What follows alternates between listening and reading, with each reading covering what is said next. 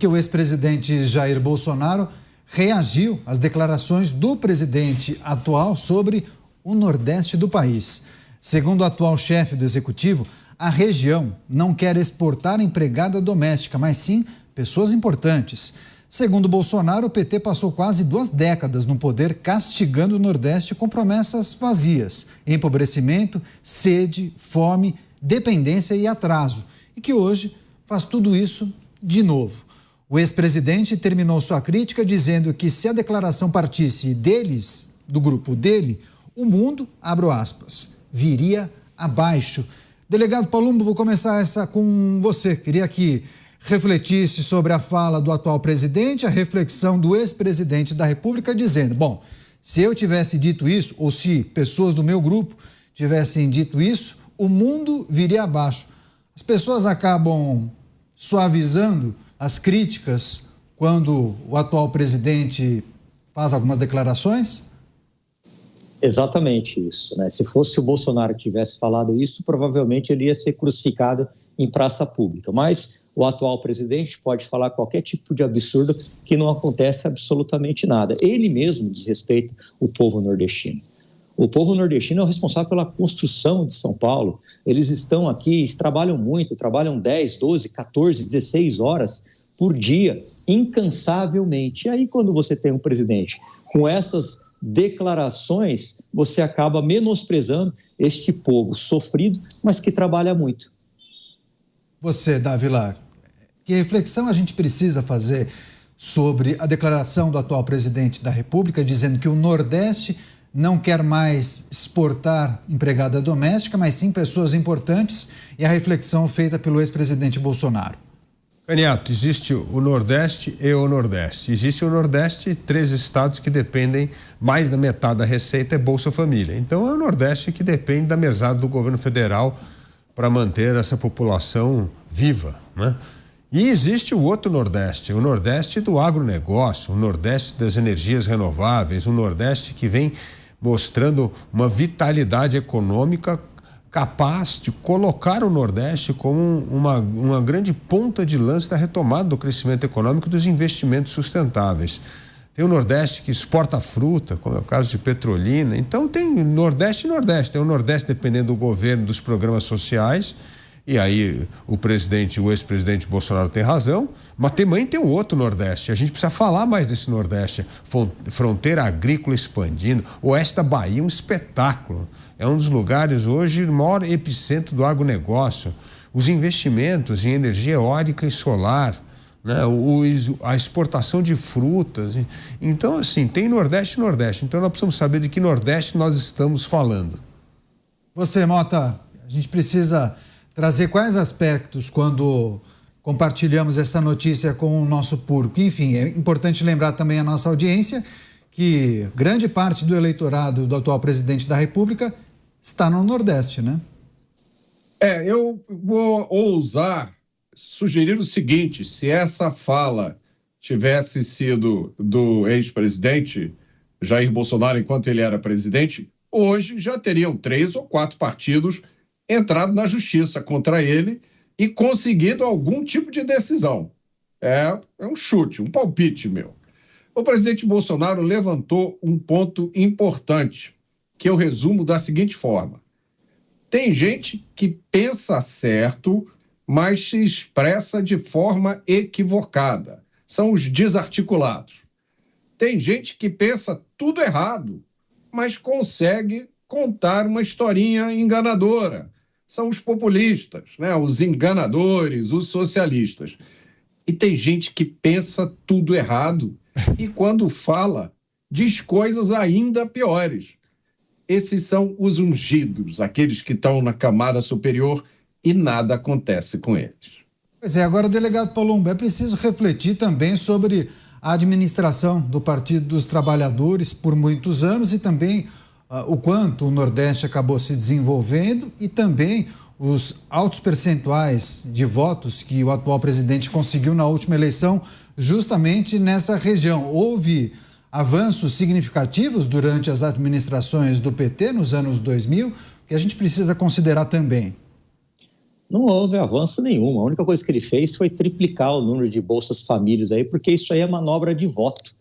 Tem muita gente que não quer trabalhar, prefere receber o Bolsa Família, não quer ter uma carteira assinada, não quer produzir, não quer fazer absolutamente nada. Ganha o dinheirinho dele lá, vai tomar sua cervejinha e tá tudo certo. E vão viver o resto da vida assim. Isso aí tem vídeos pela internet relatando esses absurdos. Mas quem é que paga a conta? Todos nós pagamos a conta. Isso aí vem de impostos, né? Mas para o governo atual, ele não quer ensinar a pescar. Ele quer ficar dando. Quando chega em época de campanha, olha, se não votar em fulano ou ciclano, vai cair o benefício. É mais ou menos como o MST faz. O MST não tem intenção de dar terra para ninguém, porque se ele dá terra para as pessoas, para os assentados, acaba a manobra de voto. Dávila, agora é preciso olhar para frente e também a maneira como alguns setores do Nordeste enxergam a administração progressista, ou pelo menos aquelas administrações dos anos 2000, 2 administrações de Lula, 1,5 de Dilma Rousseff e depois uma virada com Michel Temer e também Jair Bolsonaro. É possível analisar o Nordeste nessas 2 fases e também a maneira como o público se relacionou com uma administração diferente daquela com uma orientação mais à esquerda, mais progressista?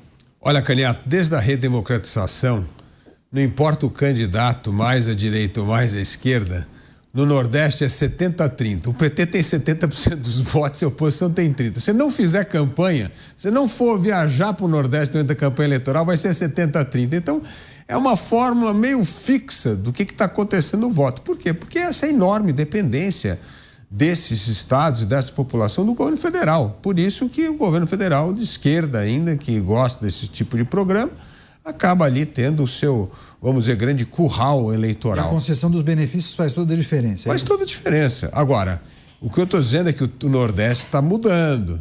E daqui a 1 ou 2 eleições o voto vai mudar muito no Nordeste, porque esse Nordeste dinâmico, esse que exporta fruta, que investe em energia renovável, que é a fronteira do agronegócio crescendo, essa turma está com a pauta querendo menos Estado, quer fazer a economia funcionar, quer tirar o Estado pesado de cima das costas dessa turma que trabalha, produz e investe, porque isso gera enorme insegurança jurídica.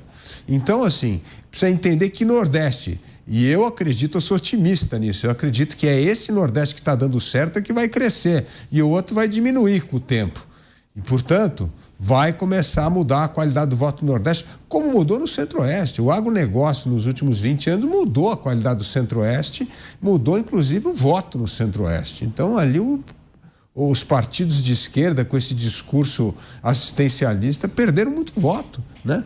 Então, eu entendo que o que muda o Brasil é justamente o crescimento econômico, é o triunfo da economia de mercado, é atrair empresas e pessoas que querem trabalhar, produzir e que entendem que hoje o maior problema é o tamanho do Estado sufocante nas costas de quem produz, empreende e investe. Nós estamos repercutindo as falas do ex-presidente Jair Bolsonaro, que reagiu às declarações do atual presidente da República, dizendo que o Nordeste brasileiro não quer mais exportar empregadas domésticas, mas sim pessoas importantes.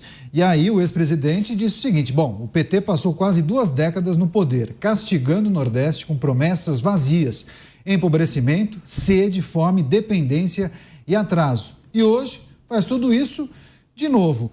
Mota, mas eu imagino que tem muita gente, a grande maioria das pessoas que moram no Nordeste, pensa e observa justamente isso que por exemplo, o delegado Palumbo falou sobre a concessão de benefícios sociais e não gosta desse tipo de cenário que muitos pintam. O cara quer oportunidade para trabalhar, para fazer a diferença, quer um Estado próspero e gostaria de mecanismos e oportunidades, né? Muita gente está ali, quer trabalhar, quer fazer e quer acontecer, mas nem sempre o governo acaba ajudando, também por conta de uma infinidade de benefícios que até acaba desestimulando o trabalhador, né? Eu acho que às vezes, Caniato, muita gente faz uma leitura simplificada do Nordeste, baseada em estereótipos. Eu tenho metade da minha família no Nordeste e amo o Nordeste, frequento desde pequeno. E o que o nordestino quer é o que todos nós queremos: sobreviver. pagar as contas no final do mês, ter comida para dar para a sua família. O que acontece é que, para muitos deles, a única opção que restou é depender do governo. Isso não é um acidente, isso é um projeto de poder há muito tempo aqui no Brasil. Muitas dessas pessoas nunca imaginaram que era possível uma realidade diferente. Agora, o nordestino é tão trabalhador quanto qualquer outro cidadão do Brasil. A prova é que, quando eles saem do Nordeste e vêm aqui para o Sul, eles pegam os trabalhos mais duros, mais pesados, mais complicados, e muitos deles têm grande sucesso. Essa semana eu estava em São Paulo, conversando com um nordestino que chegou em São Paulo, trabalhando como garçom, hoje é dono de vários restaurantes. É a mesma coisa que acontece com o brasileiro quando sai do Brasil, vai para os Estados Unidos, a maioria prospera. O nordestino é vítima desse estado parasita que a gente tem, esse mecanismo do mal. A gente estava falando há pouco aqui das emendas bilionárias, bilhão para cá, e ninguém sabe para onde vai. É uma discussão sem fim, né? Eu vou fazer um placar aqui também de quantas vezes a gente fala sobre emenda.